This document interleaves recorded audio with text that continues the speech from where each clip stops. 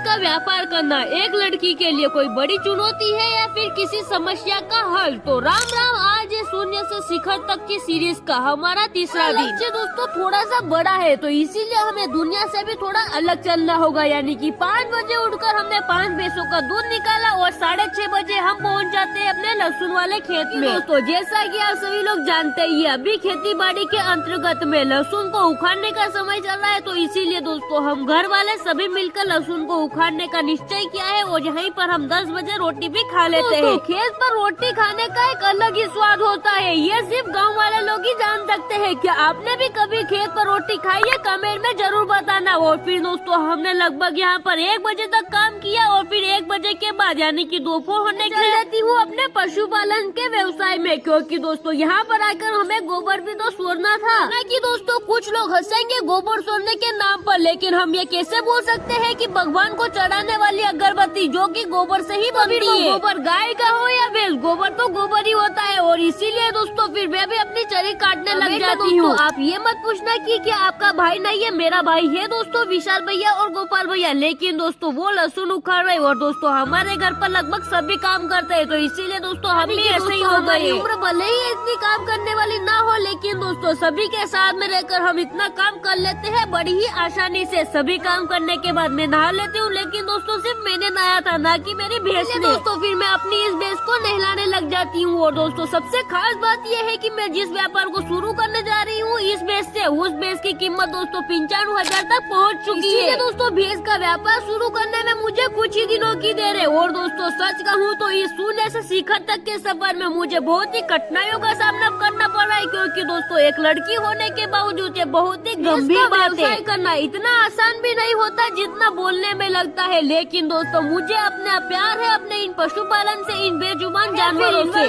कैसा भी क्यों ना हो, मैं इस व्यापार को आगे बढ़ाऊंगी और आप भी साथ देना चाहते हो तो फॉलो करना बिल्कुल